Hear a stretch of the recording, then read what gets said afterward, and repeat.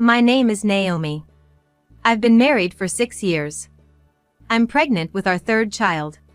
When my husband found out about the pregnancy, he said, "I hope it's a boy this time. Make sure you bring one out," as he stroked my belly. Life was full of happiness until then.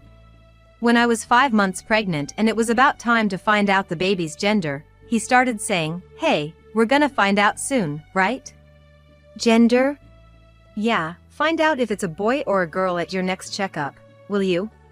He seemed to really want a boy and said that. But I thought, as long as it's a healthy baby, whether it's a girl or a boy shouldn't matter. I simply thought so. But it seems my husband didn't think the same way. When my husband came home, I told him the results of the checkup. I found out the gender. "Oh, so it's a boy. It's a girl." I thought he would just laugh it off. But the reality was different. "What? Why is it a girl?" "What do you mean? I can't control that." "You're useless." "Useless? Do you want a boy that badly?" "Of course, who's gonna take care of us when we're old if it's not a boy?" "What?" "Girls get married off. If we don't have a boy, who's gonna take care of us in our old age?"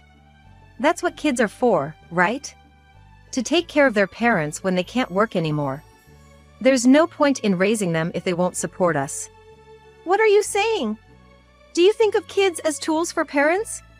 "Of course. That's what kids are for, to support their parents. A girl won't do." I was shocked. I never thought he would say such a thing. Children are born to be happy, not to live for their parents. That's what I believe. So I thought Michael thought the same. "We don't need that." "What?" "We don't need a girl." "What?" I could tolerate his disappointment, but this was unacceptable. It was outrageous to hear his words. "You're joking, right?" "Why would you think it's a joke? I don't need a girl." "I thought the same when I found out our first two were girls. That's how you felt." "That's why I'm saying we don't need that." "It's not a joke. I won't throw away a life that's been born." "Can't you listen to me?" "Yes, I can't listen to you on this." "Fine, I don't care then." Since then, my husband has become cold. He never was big on helping with housework, but everything changed once he found out our third child was also a girl. "Hey, I'm feeling heavy. Can you help out a bit?" "Are you kidding?" My husband didn't support me for every little thing. He started coming home late, as if he hated being at home. He even started treating our daughters coldly, and they began to avoid being near him. And then, not long after, my husband came home laughing and showed me an unbelievable paper. "What's this?" "A woman who can only give birth to girls can't even read, huh?" "If I'm not mistaken, this is a divorce paper, right?" "Yeah, that's right. It's a divorce paper, nationwide." "Why did you bring this?" "I want a divorce." "Why on earth a divorce? I'm carrying our third child, you know?" "Huh? I know. That's exactly why I'm telling you to divorce. I don't even want to see a girl." "How can you say that? It's your child, isn't it?" "I want a boy. To take care of me when he grows up."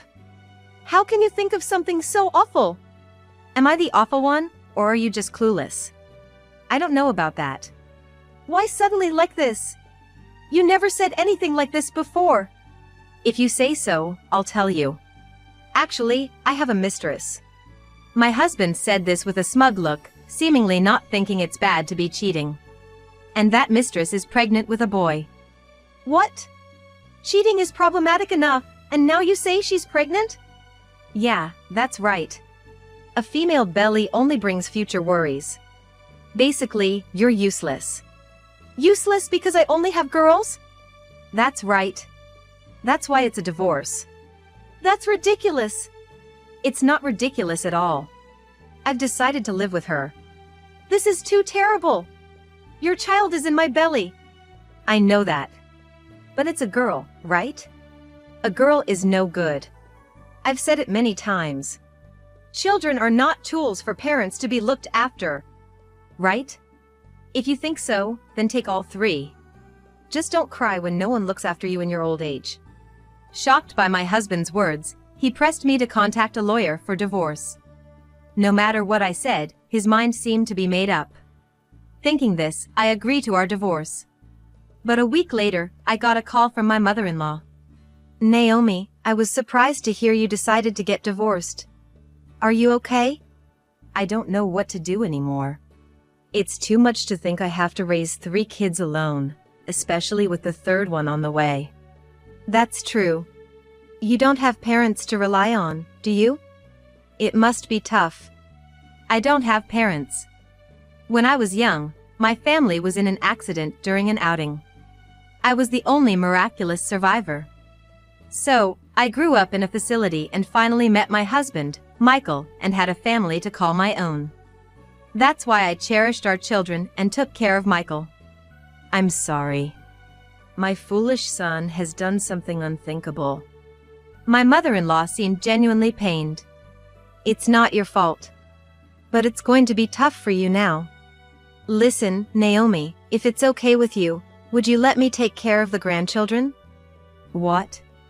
"Because you can't just leave the kids alone when you give birth, right?" "I'll help if you want."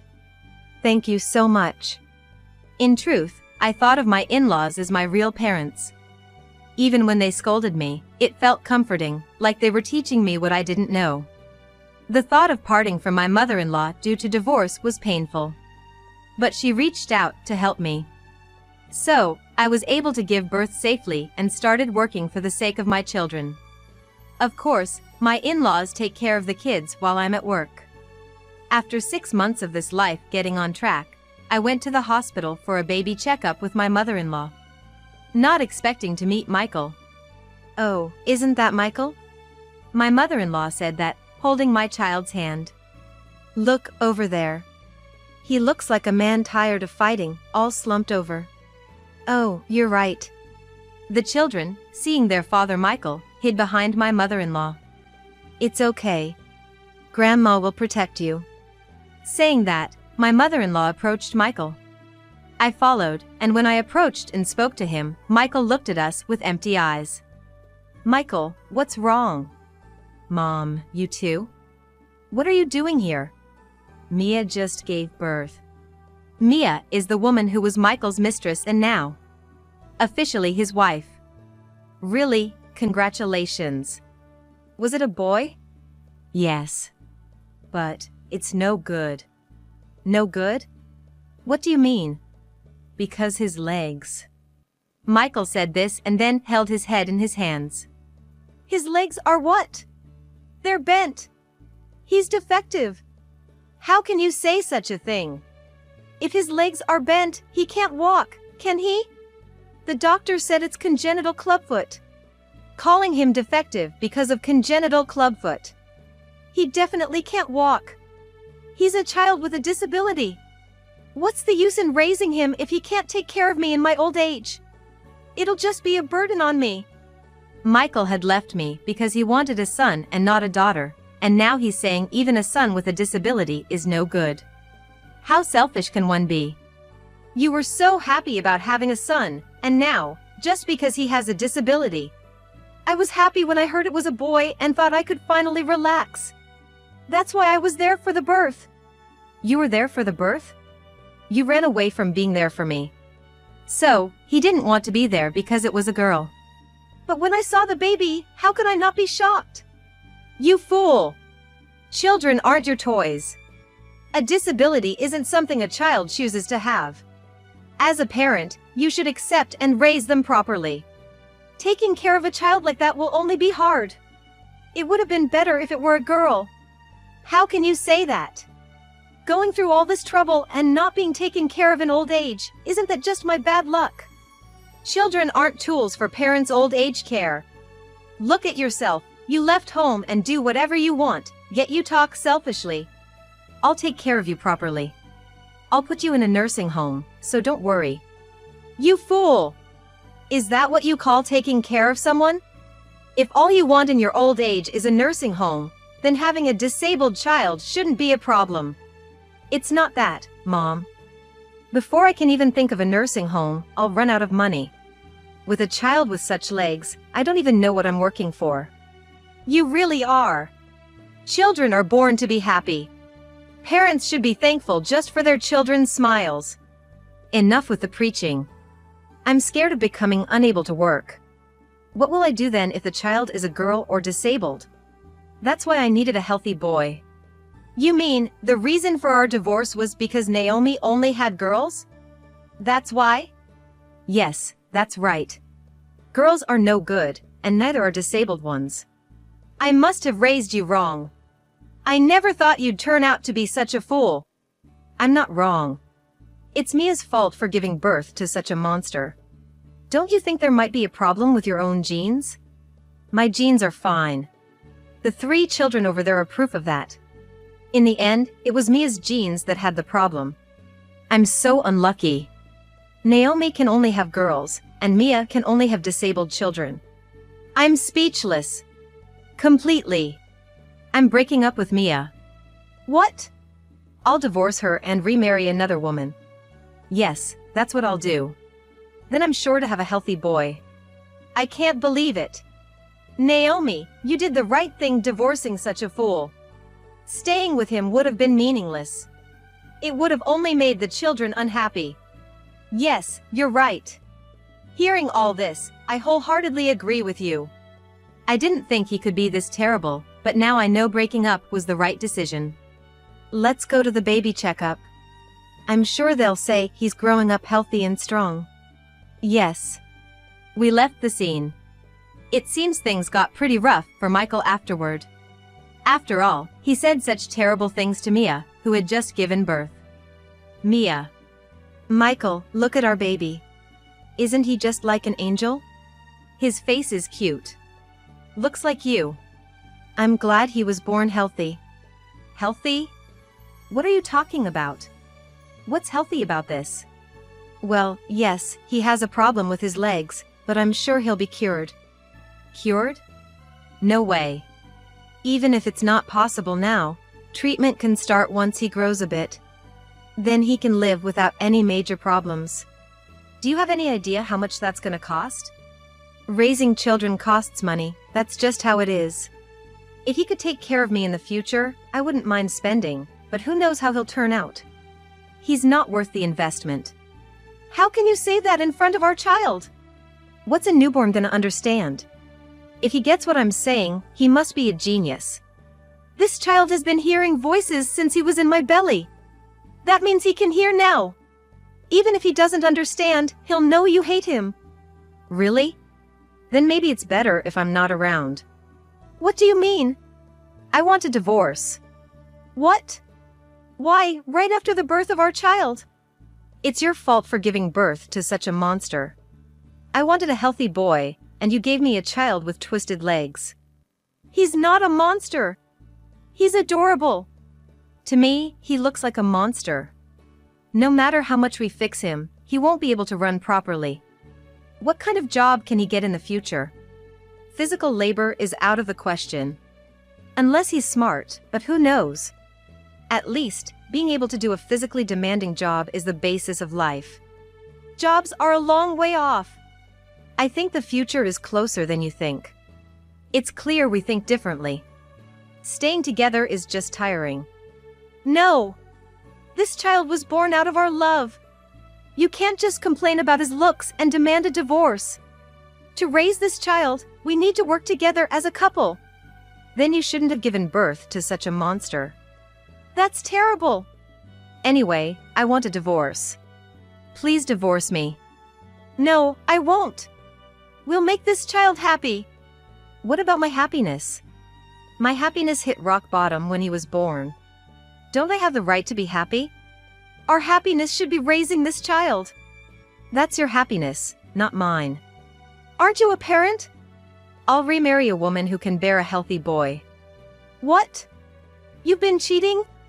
I'll start looking now. How could you? Betray me? You betrayed me first. I didn't betray you. You did. I wanted a healthy boy, and you gave me a disabled child. That's a huge betrayal. You can't predict what kind of child will be born. So, your genes are the problem. I don't plan to have children with you anymore. That's ridiculous. If we had a second child and it was a healthy boy, great. But the odds are low. My first wife only had girls. That means you'll only have disabled children. I don't want to gamble like that.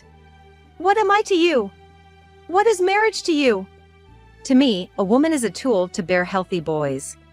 Marriage is a contract for that. That's the worst words I ever heard. I can't believe you. Now that you understand I'm the worst, you'll agree to a divorce, right? No, I won't divorce. I need your income to raise this child. I can't do it alone. If you won't divorce, I won't come home until you do. Michael said and left the hospital room. Afterward, the divorce talks continued, and Michael repeatedly left home, realizing they were at an impasse. Exhausted, Mia visited her mother-in-law. Please help me.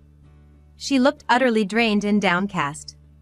I happened to be visiting my in-laws, so it was my first meeting with the mistress. But I couldn't muster any hatred for her. Oh dear, what happened? Come in. Thank you. The baby in Mia's arms seemed to sleep peacefully and looked angelically adorable. Babies are cute no matter their circumstances. I thought and said, he's adorable. Who's this lady? That's Michael's first wife, Naomi.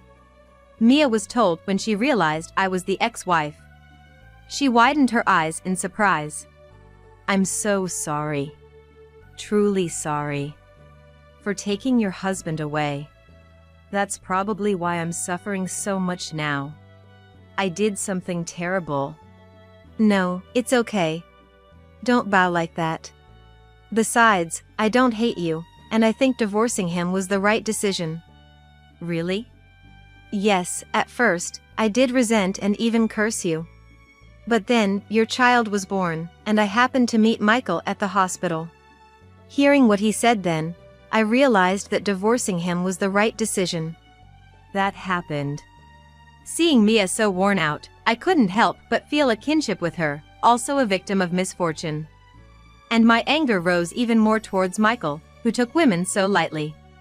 Come in, the baby might catch a cold. Let's warm up inside and have something hot. Let me make it. Oh, thank you. That's very kind of you. Mia went into the living room and laid her baby in the crib next to my daughter. They look like siblings when they're sleeping. Yes, they're half-siblings, aren't they? Hearing our easy conversation, Mia couldn't hold back her tears. Thank you for accepting me. I never thought Naomi would accept me. Well, Naomi is a big-hearted mom. Oh, and the older grandkids are out with Grandpa, so we can talk freely. That's a relief. Grandpa's hobby. We tried to lighten the mood with a bit of laughter to calm Mia's heart. My mother-in-law's warmth was deeply felt. It's hard to believe such a wonderful person could give birth to someone like Michael. So, what did you mean by asking for help? Well, Michael wants a divorce because our son has a disability. Did you ask why? Yes, he said it's because of our son's disability. What did you say? I said that children should be raised by both parents. And he didn't agree? No, he wants to divorce and remarry someone who can give him a healthy boy. Does he have someone in mind? No, he said he's going to look for someone. That's just foolish. But I don't want to divorce. It may sound selfish, but I need his income to raise our child. I understand, but that'll only make you and the child unhappy. But I want to show our child to a specialist when he's a bit older. We'll need his support for that. And if I become a single mom, it will be tough. Then, who'll look after the child? I'm not sure if any daycare would take my son. That's a valid concern. So, I think divorce is not an option. But Michael insists on it. That sounds like Michael. Only thinking of himself. But how will a child raised in such an environment turn out? Even if you don't know anything yet, what lies ahead? Is he providing financial support now? No, he hasn't even come home, let alone given any money. I see. After a brief silence, It was the mother-in-law who broke it. You really should divorce him. But growing up in such a situation isn't good for the child. For the child's sake, you should divorce. And it's not just about divorcing, let's get revenge. Revenge? Yes, including Naomi's frustration. Let's get revenge for both of you. How? Well, with an evil grin, my mother-in-law laid out her plan for revenge. Soon after, Michael was summoned to the in-laws' house under the pretext of enjoying his mother's cooking. It's been a while since I had Mom's cooking. Mia's terrible at cooking. Naomi was a bit better, but Mom's the best. Michael sounded happy, unaware of what awaited him. I could hear him from the next room where I was waiting. He entered the living room, puzzled to see no food on the table. Isn't it ready yet? Before that, there's someone I want you to meet. With that, Mia entered the living room. I stayed in the next room to hear Mia's performance. In the living room, Michael's surprised voice could be heard. Why is Mia here? I invited her. It's better to have a meal together, right? Mom, she won't listen to me. I don't want to eat with her. Naomi was better. She agreed divorce right away when I said I wanted to. Don't worry, Mia agreed to the divorce. Really? Yes, I've decided to divorce. That's different then. If you had told me, I would have brought the divorce papers. No need to worry. Here they are. Mom, you're always prepared. All I need to do is check it. Easy. Better do it before you change your mind. Yeah, Mom's always on my side. Michael signed happily, not knowing what was coming. Of course, Mia will be living with the baby. Mia will be the one who is living with your son. Originally, I didn't want such a monster anyway. I have no objections. Good. Then, how about paying a settlement of $30,000 and child support of $500 a month? Sign this agreement. You want a divorce to remarry, right? Paying child support is only natural. $500 a month is too much, isn't it? Not at all. The child needs treatment. You would have had to work for that treatment money if you lived together. And no time for affairs or remarriage. It's only natural. Be thankful. Now you can find a woman who can give you a healthy boy. That makes sense. If $500 a month makes that possible, no problem. But you have to pay in a lump sum. That's impossible. How much would that be? $6,000 a year, until the child graduates college. So, 24 years. He might not even go to college. In this day and age, everyone goes to college. It's almost certain he will. But what if he doesn't? If he doesn't, then just refund the money. Mia gets to keep the payments up until he turns 20, and then she can return the last 2 years' worth, $24,000. That sounds fair, doesn't it? Is that really possible? Mom's watching over everything, so it's fine. Well, if Mom says so. Then sign the agreement to pay Mia the child support and settlement. Okay, but I'll need to take out a loan from the bank, so it might take some time. That's understandable. Reluctantly, Michael signed the document. Great, now I'm free. I'll have some debt, but I can manage. My income isn't bad. Right. Mia's settled, so Naomi, come out here, please. When I entered from the next room, Michael was even more surprised. Why is Naomi here too? Don't be so shocked. Since you're paying Mia, you should also pay Naomi. It's only fair. But it's been a while since Naomi and I divorced. It hasn't even been a year yet. But Mom, Naomi should get $500 a month for each of the 3 kids. You're not saying that's also in one lump sum, are you? Of course it is. Naomi's raising 3 kids bound for college. $500 a month per child is the least you can do. Frankly, it's not even enough. There's no way I can borrow that much. Then find a way to borrow it. Why don't you lend me the money, Mom? What are you saying? There's no way I can lend you money. Your father and I won't be able to work much longer. Who's going to take care of us in our old age? I will. You're going to be busy repaying a huge debt. You won't have time to take care of us. We have to manage our own retirement. So don't worry about us. How am I supposed to manage my retirement? That's why I can't lend you money. The government says you need sufficient amount to retire comfortably, even with a pension. And with everything getting more expensive, we can't afford to waste a single penny. But what about my retirement? It's simple. You're going to remarry a woman who can bear healthy boys. You won't have anything to worry about in your old age. That's true, but I won't be able to live like this. Can't I at least stay in this house? No. Naomi and Mia will be living here. I plan to live happily surrounded by my 4 grandchildren. You being here would disrupt that plan. No way! Michael looked utterly shocked and dejected, a fitting punishment for taking women so lightly. I guess he got a punch for making fun of a woman. I thought it was just a glimpse. After taking out a loan of over $600,000, Michael was left working day and night to repay it. He was a mess, too busy to even think about a new woman. 20 years later, 4 adults cooperated to raise the children to the end. My daughters grew up healthy, caring for Mia's son like siblings. Mia's son, after receiving specialized medical care, is now living normally and even attending a prestigious college. Apparently, he knew his background, and now he's aiming to become a lawyer to help women in difficult situations. When Michael heard this, he suddenly showed up, thinking his son, now a law student, could take care of him. But the children, fully aware of his past actions, completely rejected him. He ended up living a lonely life in a shabby apartment. As for us, we continue our unusual communal life. We never expect the children to take care of us. We live happily as we are, always filled with laughter.